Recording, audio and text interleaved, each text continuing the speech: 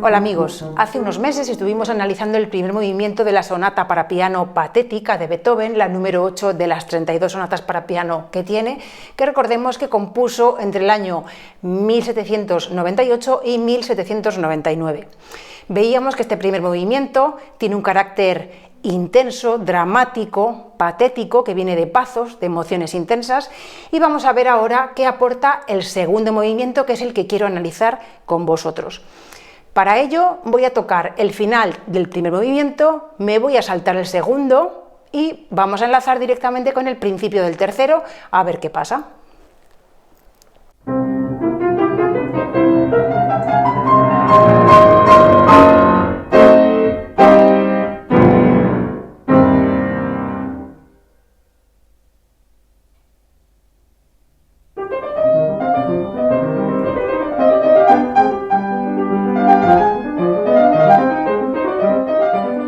Bueno, pues yo no sé a vosotros, pero a mí me resulta un poco violento pasar de una emoción dramática, patética, a de repente un carácter festivo, como puede ser este. Necesitaría en el medio una transición, pues un carácter calmado, tranquilo, sereno, y este precisamente es el que nos va a proporcionar el segundo movimiento de esta sonata. Vamos a ver ahora si esto funciona mejor.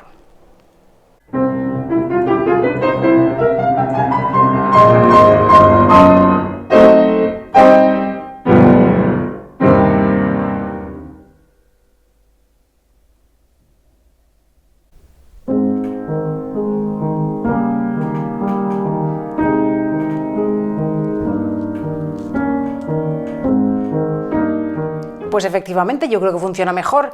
Digamos que después de la tempestad viene la calma de forma natural y ya después de la calma vendría la fiesta. Bueno, ¿qué forma tiene este segundo movimiento de la sonata patética? Tiene una forma rondó, llamamos a esta forma rondó, y consiste en la alternancia entre estribillos y estrofas o coplas. Los estribillos son similares, iguales entre sí, los reconocemos porque todos tienen la misma melodía, que es la melodía que todos reconocemos y que acabáis de escuchar ahora, y las coplas, sin embargo, son contrastantes y diferentes entre sí. En este caso hay 5 secciones: primero el estribillo, después una copla, después el estribillo por segunda vez, una segunda copla y el estribillo por tercera vez, y finalmente Beethoven añade una sección conclusiva para terminar, que denominamos coda. Quiero ahora analizar con vosotros un poco más en detalle el estribillo. El estribillo todos lo reconocemos por esta melodía, pero aunque siempre nos fijamos en la melodía principal, tiene más elementos que quizá nos pueden pasar desapercibidos. En primer lugar, hay una contramelodía más grave, una melodía que se escucha por debajo, en el bajo, y lo que tiene como misión principal es sostener el edificio musical que concluye en la parte de arriba con la melodía principal. Esta contramelodía grave y la melodía principal juntas suenan de esta forma.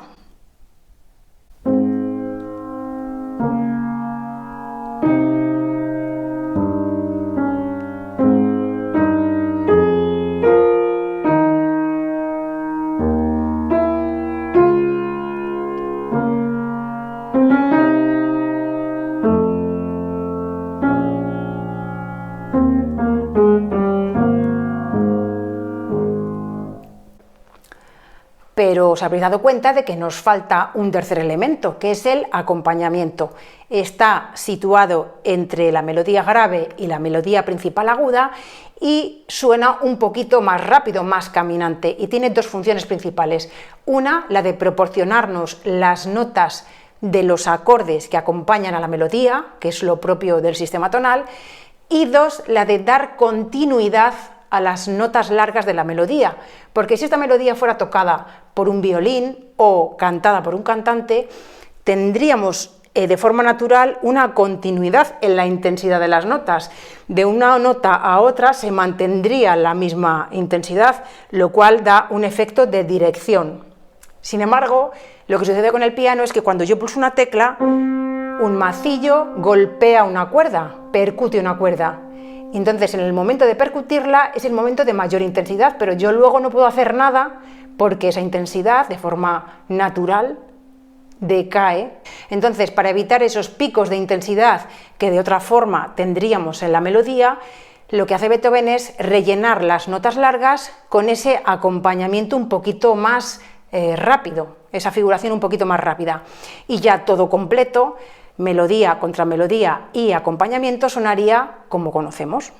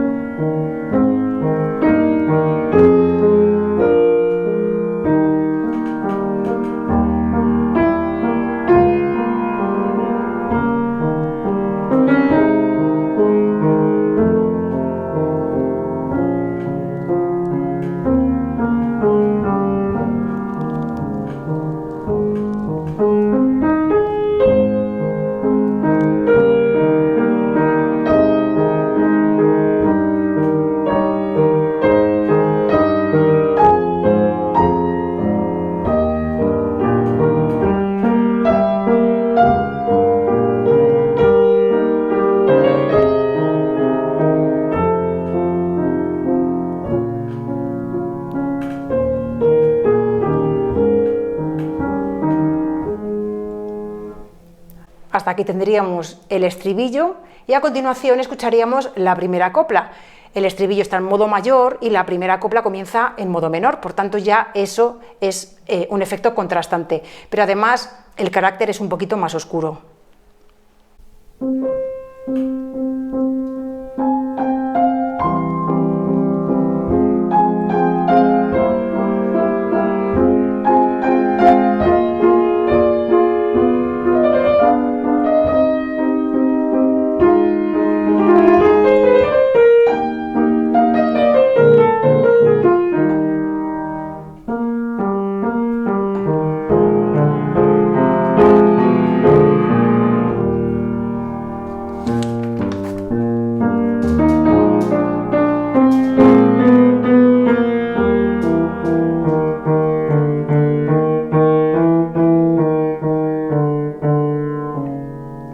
Y ahora vendría de nuevo el estribillo.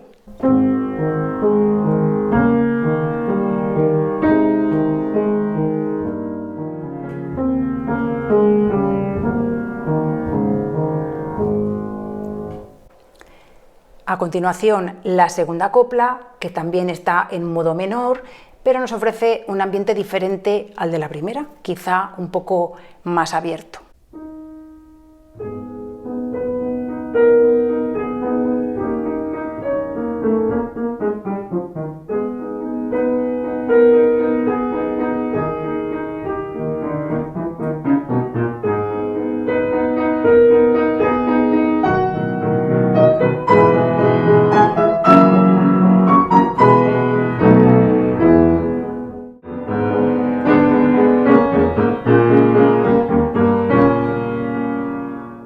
Y ahora el estribillo de nuevo.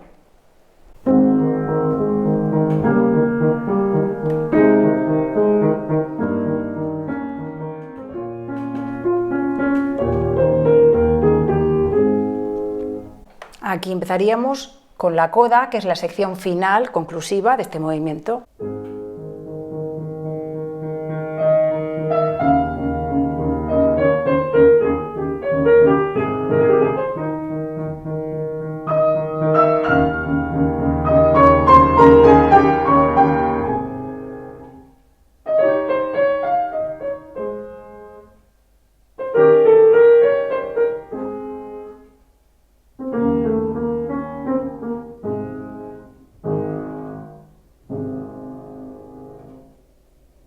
Y ahora sí.